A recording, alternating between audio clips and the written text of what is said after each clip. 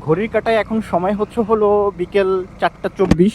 বারবার হলো আপনাদেরকে ব্লগে আমি মেনশন করে দেই, আমার বাইকের যে ঘড়ি এইটাই 3 মিনিট ফাস্ট। তাই 3 মিনিট কমায় যদি চিন্তা করেন তাহলে 4:21 বাজছে।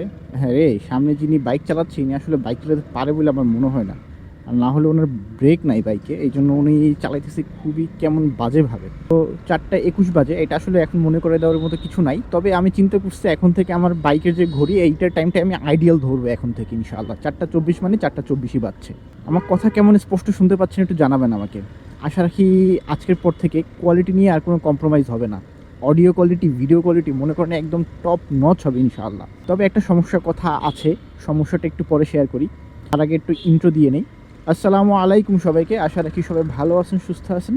সবাইকে নতুন দিনের একটা নতুন ব্লগে স্বাগতম। আমার সামনে একটা জিক্সের মনোটন দেখতে পাচ্ছেন, ও আমাদের মেডিকেলেরই একজন জুনিয়র।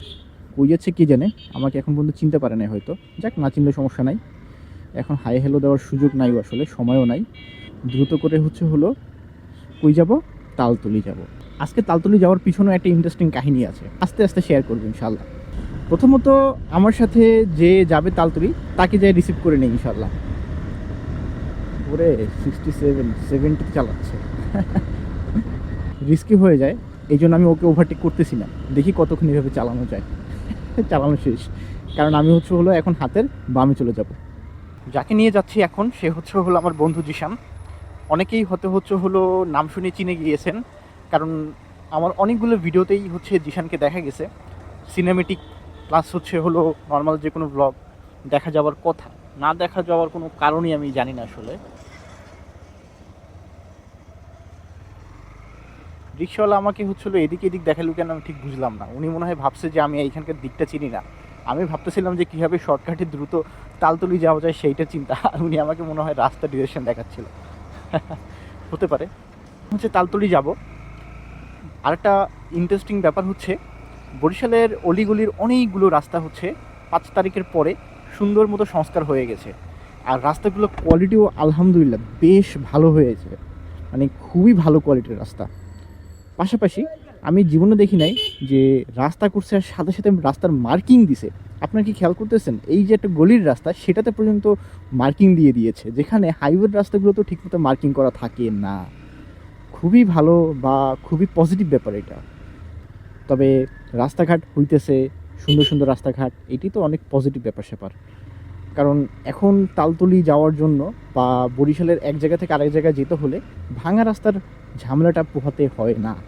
খুবই পজিটিভ, খুবই পজিটিভ আলহামদুলিল্লাহ। সাউন্ড রেকর্ড হইতেছে কি না আমি মোটেও জানি না, কারণ একটা অদ্ভুত সমস্যায় পড়ছি। আমার এই ওয়্যারলেস মাইক্রোফোন থেকে ভালো মতোই অডিও রেকর্ড হয়, তবে মাঝে মাঝে আবার দেখি অডিও রেকর্ড হয় না। কি হয়েছে এখানে আবার জানি না। হ্যাঁ, ওইটা ঘুরাবো, বাইক ঘুরাবো, এই জন্য কি যেন একটা হইছে, আল্লাহ জানে ঝামেলা। ওমা, কি হয়েছে এখানে? উনি কি রিক্সার যাত্রী নাকি?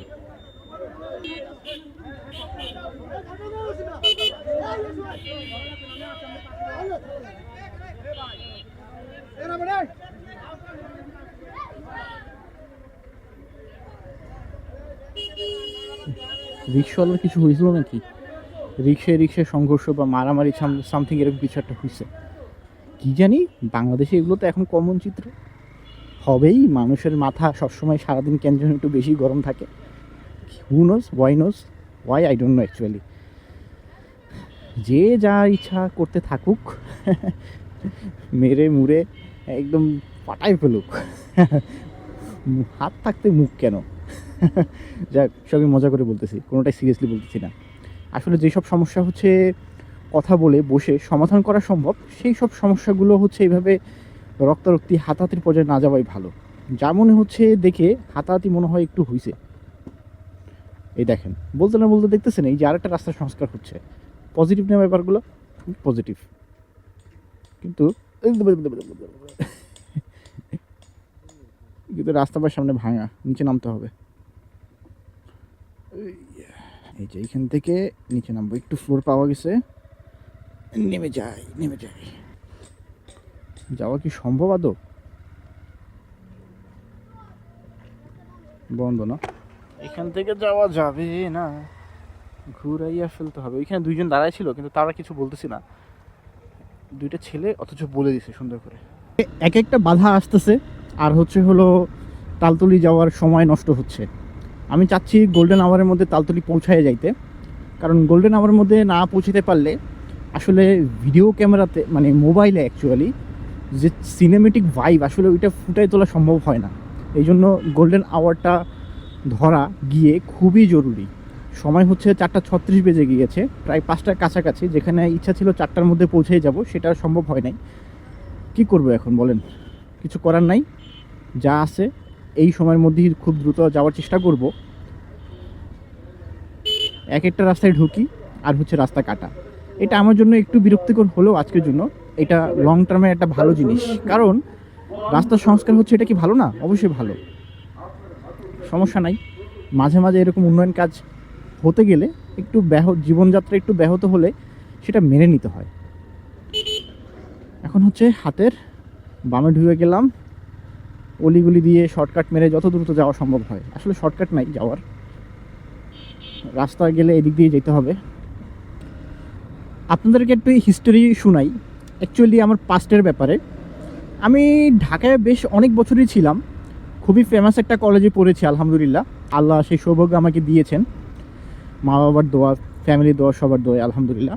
তবে ঢাকায় থাকার সুবাদে অনেকেই কিন্তু অনেক ধরনের আধুনিক খাবার দাবার, সেটা হতে পারে আমেরিকান বা চাইনিজ বা ইটালিয়ান খাবার দাবারের সাথে পরিচিত হয়। কারণ প্রচুর বাইরে খাওয়ার অপশন ঢাকায় গেলে। আর ঢাকায় ধরেন আপনি কারোর সাথে হ্যাং আউট করবেন, সে আপনাকে বলবে চলেন একটা ভালো রেস্টুরেন্টে যাই, কিন্তু কোথাও ভালো একটা জায়গায় যাবেন নদীর পাড়ে বা সামথিং একটু চা খাওয়ার জায়গা, ওই রকম কিন্তু জায়গা ঢাকায় নাই বললেই চলে। জায়গা ভালো হ্যাং আউট করার জায়গা মানেই রেস্টুরেন্ট। তো ঢাকার মানুষজন অনেক বেশি রেস্টুরেন্ট কালচারের সাথে এক্সপোজড।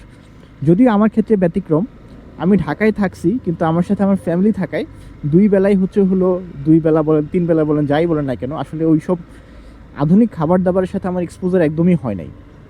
কিন্তু যখন মেডিকেলে চান্স পেয়ে বরিশাল থাকা শুরু করলাম, আমি যখন বরিশালে আসলাম ওই সময়টা থেকে শুরু করে বরিশালে এই আধুনিক খাবার দাবারের বেশ বেশ বেশ ভালো প্রসার হয়েছে, অনেক বেশি প্রসার লাভ করছে। মানে এত রেস্টুরেন্ট হয়েছে ভাই বরিশালে এখন, এত রেস্টুরেন্ট, আপনি যে কোনটা বাদ দিয়ে কোনটায় যাবেন সেটা আসলে গুণে হিসাব করতে পারবেন না। সেই প্রেক্ষাপটে আমার একটা খাবারের সাথে পরিচয় হয় যার নাম মিট বক্স। আপনারা অনেকেই জানেন, এটা এক এক রেস্টুরেন্ট এক নামে বিক্রি করে, meat box, over chicken, mushroom overloaded something বিভিন্ন নামে বিক্রি করে, বাট ওই দিন শেষে এটা চিকেন দিয়ে ভরা থাকবে, এইটাই মিট বক্স। আমার এই জিনিসটা খাইতে এত মজা লাগে ভাই, এত ফেভারিট আমার একটা জিনিস, আমার এত ভালো লাগে খাইতে, আমি পুরো নেশার মতো হয়ে গেছে জিনিসটা আমার খেতে খেতে। আজকেও তালতলি যাচ্ছি এমনই একটা রেস্টুরেন্টে যেখানে মিট বক্স পাওয়া যায়। এখন ওই যে বলতেছিলাম না আসার সময় যে আজকে একটা ইন্টারেস্টিং কাহিনী আছে এইখানে আসার পিছনে। হ্যাঁ, ইন্টারেস্টিং কাহিনী আসলে এইটাই, মিট বক্স খেতে যাওয়ার জন্য আমি সকালবেলাও কিছু খাই নাই, আবার দুপুরের বেলাও কিছু খাই নাই। কারণ ভাবতেছি দুপুরে তো আসলে 1টা বেজেই গিয়েছে, মানে উঠতে উঠতে আজকে একটু ঘুম থেকে লেট হয়ে গিয়েছে, ধরেন প্রায় 12টা 12:30 বেজে গিয়েছে। পরে ভাবলাম যে আচ্ছা সকালে খাবার তো মিস হয়ে গেল, আর যেহেতু বিকালবেলা বের হয়ে মিট বক্স খেতেই যাচ্ছি, তাহলে দুপুরের খাবারটাও আসলে স্কিপ করলে কেমন হয়। ওই তো যেই চিন্তা সেই কাজ, একটু কষ্ট হলেও দুপুরের আসলে লাঞ্চটাও স্কিপ করে ফেললাম। আসলে যে পরিমাণ ভুঁড়ি আছে আমার, ওইটা আসলে আমার ব্যাকআপ দিয়ে দিবে ইনশাল্লাহ।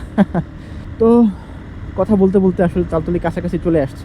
এটাই ছিল আমার ইন্টারেস্টিং গল্প আজকে মিট বক্স খাওয়ার পিছনে। আর পাশাপাশি একদম প্রিপেয়ার্ড হয়ে আসছি, আজকেও আপনাদেরকে একটা সুন্দর সিনেমেটিক উপহার দেওয়ার চেষ্টা করবো ইনশাল্লাহ। তো এই জন্যই গোল্ডেন আওয়ারটা খুব ইম্পর্টেন্ট, যেটা আমি আসার সময় বলতেছিলাম।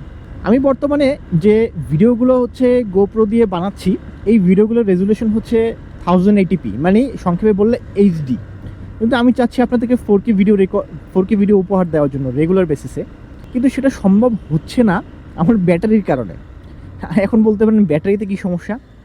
আমার যেই ব্যাটারিগুলো ইউজ করি টেলিসিনের, এই ব্যাটারিগুলো যথেষ্ট পাওয়ার সাপ্লাই দিতে পারে না 4K ভিডিও রেকর্ড করার জন্য, একদম হ্যাং মেরে বসে থাকে। তাই আমাকে এখন এন্ডুরো কোম্পানির ব্যাটারি কিনতে হবে, যেটা খুবই পাওয়ারফুল, অনেক ভালো পাওয়ার সাপ্লাই দিতে পারে, 4K ভিডিও অনায়াসে করা যাবে। এখন সেই ব্যাটারির দামও মাশাআল্লাহ অনেক বেশি, প্রায় 5,000-এর কাছাকাছি। ভাবছি কিনলে একেবারে দুইটাই কিনবো 10,000 টাকা দিয়ে ইনশাআল্লাহ। জানি না কবে এই সেক্টর থেকে আমি রিটার্ন পাবো। খরচ করেই যাচ্ছি। আলহামদুলিল্লাহ আমি অনেক কিছু শিখেছি। আসলে আমার শখ তো, এই জন্য আমি কোনো রিগ্রেট ফিল করি না এই সেক্টরে এত বেশি ইনভেস্টমেন্ট করার পরেও, এত টাকা খরচা হওয়ার পরেও। তো একটা কথাই বলবো দিন শেষে, যারা এই মোটো ব্লগিং সেক্টরে আসতে চান তাদের হাতে অগাধ টাকা থাকতে হবে আর অগাধ ধৈর্য থাকতে হবে। না হলে আপনি একটা সময় পর যখন কোনো রিটার্নই পাচ্ছেন না, এটা ভাবতে এটা দেখতে আপনি ফ্রাস্ট্রেশনে ডিপ্রেশনে পড়ে যাবেন। এইখান থেকে ভাই ইনকাম করার জন্য কেউ আইসেন না এই সেক্টরে। আমি একদম মানা করে দিব। মানে আমি আপনাদেরকে একদমই এনকারেজ করব না, হাইলি ডিসকারেজ করব। ওয়েদারটা সুন্দর, মনে হচ্ছে আকাশে হালকা মেঘ জমছে। আমার বন্ধু জিশান ইদানিং খুব বেশি প্যানিক করে বাইকের পিছনে উঠলে, আমি জানি না কেন। এটা কি ওর রিসেন্ট এরকম কোনো ট্রমাটাইজ হওয়ার কোনো কারণে এরকম করতেছে নাকি আমি জানি না আসলে। আমি চিন্তা করি ঢাকা যখন ও উবারে উঠে তখন কি করে আসলে, তাদের সাথেও কি এরকম ব্যবহার করে ও? আকাশে কি সুন্দর সাদা না কালো মেঘ কিছু বুঝতেছি না ঠিক আমি। মেঘ না ঠিক। এখন দাঁড়াবি? দাঁড়াই কি করবি? অত ইন্টারেস্ট নাই, তুই ছবি টবি তুলে দাঁড়াইতে পারি। ঠিক আছে।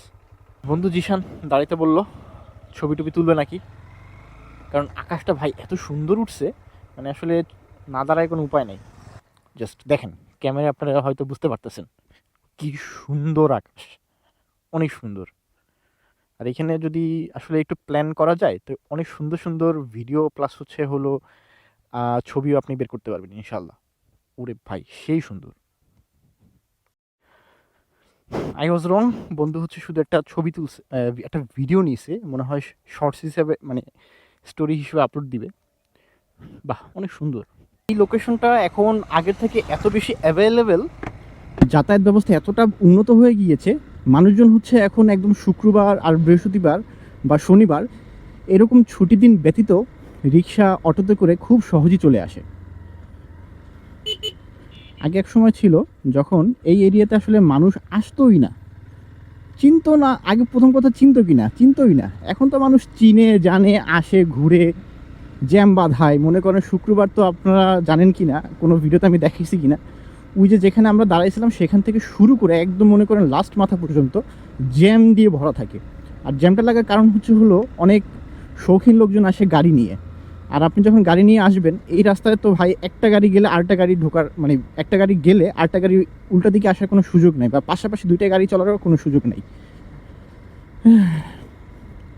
এই হচ্ছে অবস্থা, শুক্রবারে এই ঝামেলাটাই হয়। আর আজকে অ্যাকচুয়ালি মোটামুটি প্রত্যেক দিনই বলা যায় যে আসলে আকাশকুলিতে যাওয়া হবেই, তবে আজকে একটু ডিফারেন্ট। আজকে আকাশকুলিতে যাওয়া হচ্ছে না, আজকে আমরা ঢুকে যাচ্ছি অন্যদিকে, অন্য একটা রেস্টুরেন্টে যাবো ইনশাল্লাহ আজকে। এই দেখেন কেউ না কেউ চলে আসছে ফ্যামিলি সহ। কি স্যার ওদিকে রাখা লাগবে কেন? ওদিকে যাব, ওইদিকে যাব, ওইদিকে যাব, ভিতরে যাব কেন? এটা আবার কেমন কথা? এটা তো সবাই যায়। ওই যে উনি আসলো যে, হ্যাঁ এটা তো ভাই প্রাইভেট, এটা তো লোকাল প্রাইভেট সম্পত্তি না কারো ভাই, এভাবে তো আটকে রাখা কোনো যৌক্তিকতা নাই। না ভাই এগুলো তো আসলে এইভাবে, এটা তো স্ক্যাম, এটা তো আসলে ফ্রডবাজি, চান্দাবাজি এগুলা। ওই ইসের ওইখানে রাখি আকাশকুলিতে। এটা তো ভাই ওনার প্রাইভেট সম্পত্তি না, বুঝেন না? এটা তো ওনার, ওই রাস্তা তো ওনার প্রাইভেট সম্পত্তি না, এখানে যে ইচ্ছে সে যাইতে পারবে। হুম। তো এই জন্য হলো এই ফ্রডবাজিদের হাত থেকে বাঁচার জন্য একটা বিকল্প ডিসিশন হিসেবে বাইকটা আকাশকুলের এখানে রেখে যাব। ওয়াও, আকাশকুলের এখানে ওয়েদারটা এত সুন্দর ভাই, এখানে আইতে হবে, চা খাইতে আসবো না এখানে, কারণ ওয়েদারটা দেখছো সে জায়গায়।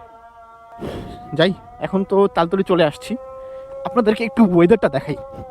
ভাই তালতলির এখানে, ও ওয়াও, আকাশকুলির এখানে এত সুন্দর আবহাওয়া। ওয়াও,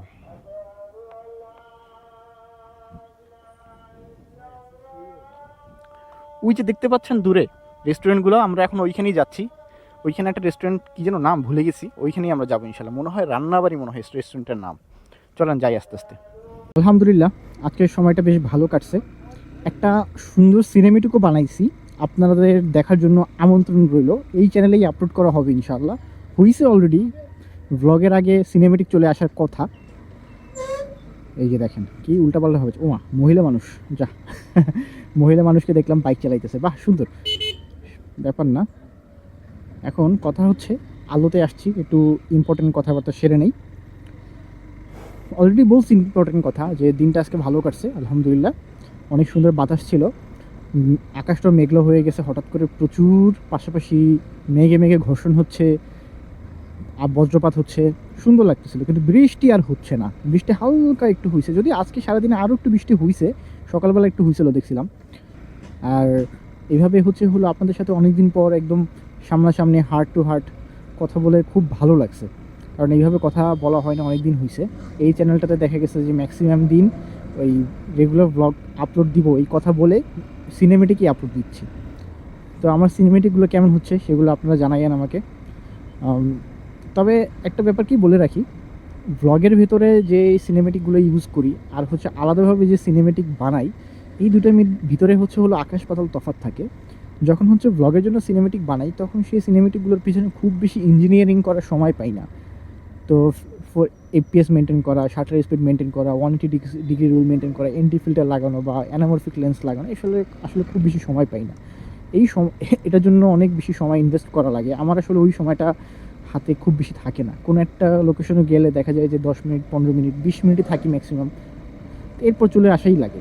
তো ওই অল্প সময়ের ভিতরে যদি আমি খুব ভালো কোয়ালিটির সিনেমেটিক নিতে চাই, তখন আমাকে ওই জায়গায় যে গিয়ে যে মজা মাস্তি ওইটা আমাকে বিসর্জন দিতে হবে, না হলে আমাকে সিনেমেটিকের পিছনে পুরোপুরি টাইম ইনভেস্ট করা লাগবে। কিন্তু আমাকে দুইটাই ব্যালেন্স করতে হবে, মজাও করতে হবে, আবার সিনেমেটিকও বানাতে হবে। তো ওই জন্য দেখা যায় যে সিনেমেটিকের কোয়ালিটিতে মাঝে মাঝে একটু কম্প্রোমাইজ করতে হয়।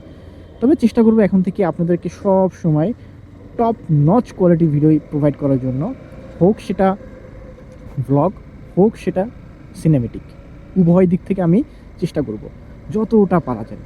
এখনকার বাজারে যে পরিমাণ কম্পিটিশন, সেখানে কোয়ালিটি মেনটেন করার কোনো বিকল্প নাই। যাই হোক, ভালো থাকবেন সবাই, আশা রাখি সবাই এনজয় করতেছেন ব্লগগুলো। সবাই সুস্থ থাকবেন, আমার জন্য দোয়া করবেন। এই পর্যন্ত, আসসালামু আলাইকুম, আল্লাহ হাফেজ।